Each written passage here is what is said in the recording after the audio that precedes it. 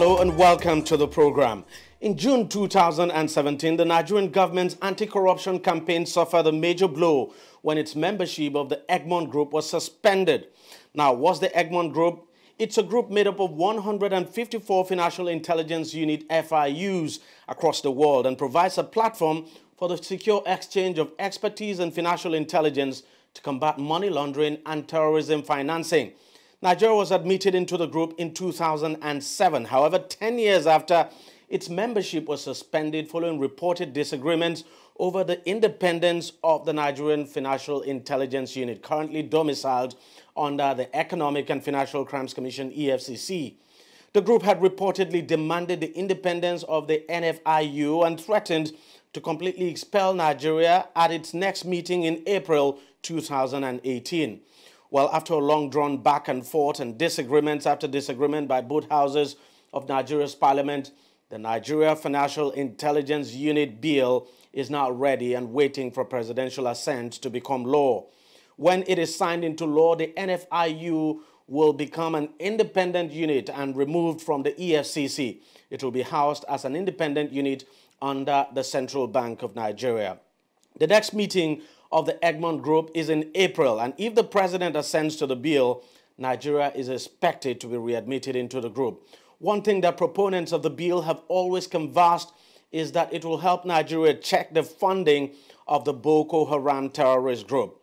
Now, how effective that will be remains to be seen. Joining me now to discuss this issue further is a lawyer, Anthony Ehilebo, who joins us all the way from Abuja. Mr. Ehilebo, thank you very much for joining us on the program.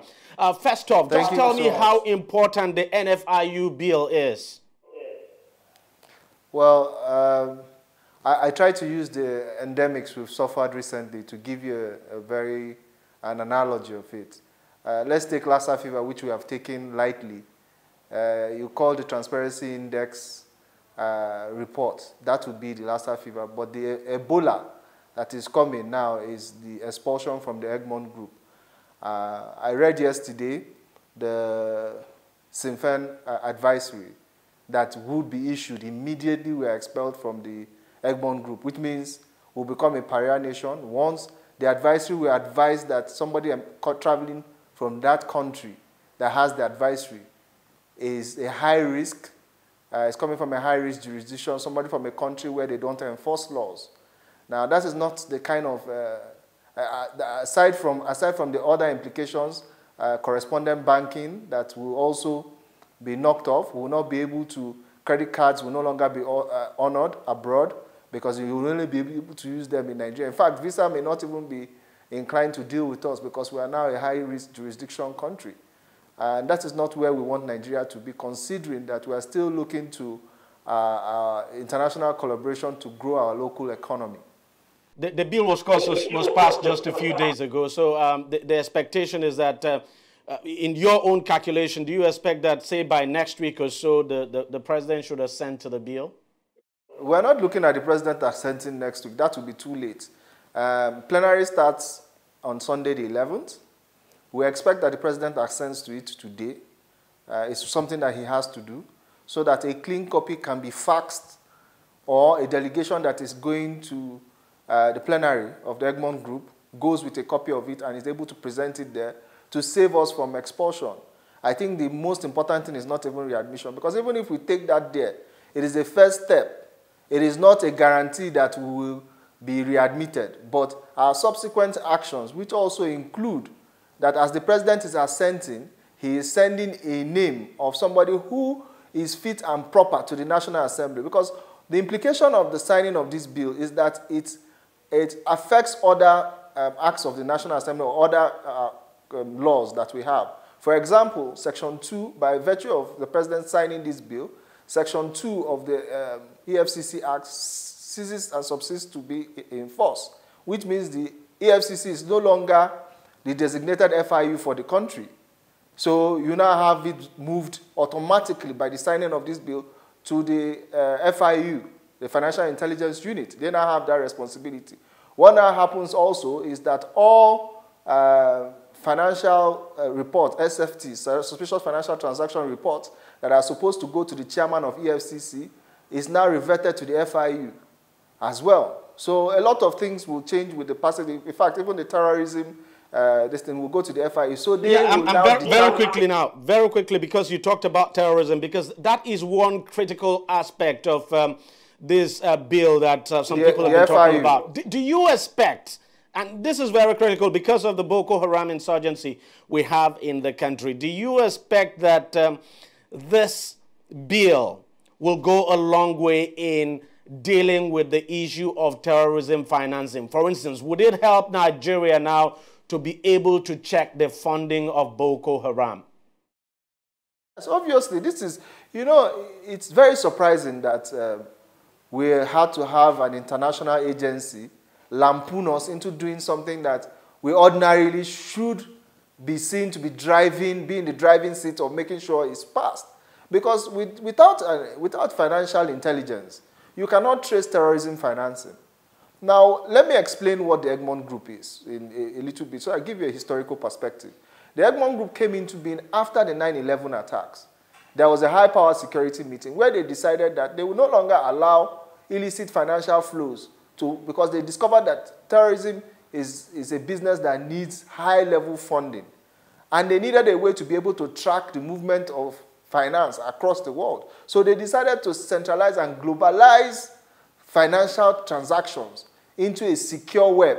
This is not even, we're not even talking, it doesn't operate on our normal web, www. This is a secure Egmont web. It's a server on its own. It has its own protocols.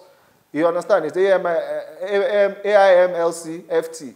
So financial transactions, all 155 countries are interconnected. So once a transaction, a suspicious financial transaction is any transaction that goes above a set limit. So let's say you pay in above $10,000. It is immediately flagged as an SFT. And then it's sent to this agency. It's raw data which is processed by the FIU and then sent to the relevant agency. So if there is, and of course this has been the issue with it being in the FIU being domiciled in the EFCC, that due to rivalry, and you are quite aware that they've had rivalry in the last couple of months, they will sit on intelligence, financial intelligence, that ordinarily should be given to this agency. So you will have that being totally eliminated in the country and then be able to now say who is financing Boko Haram. Because you can look at financial flows in 155 countries and know which one is related to your country. Because these guys need to buy arms. They need to move this money. They don't move them on camel backs anymore. Going forward, what will be expected is that when the NFIU bill is assented to by the president and it becomes an independent organization, now you would expect NFIU, whenever it gets information, intelligence information now, especially relating to financial intelligence now, it will share with the relevant government agencies, of course, including the EFCC, which are more like enforcement agencies. Yes, the Nigerian police, the EFCC, the NDLEA, the DSS, the NSA as applicable. But let us please not dwell solely on the NFIU, because aside the Egmont Group, there's the FATF, which we are seeking to be members of, and these two agencies are brother and sister. They're like twins. People who sit on the board of the Egmont Group are also members of FATF.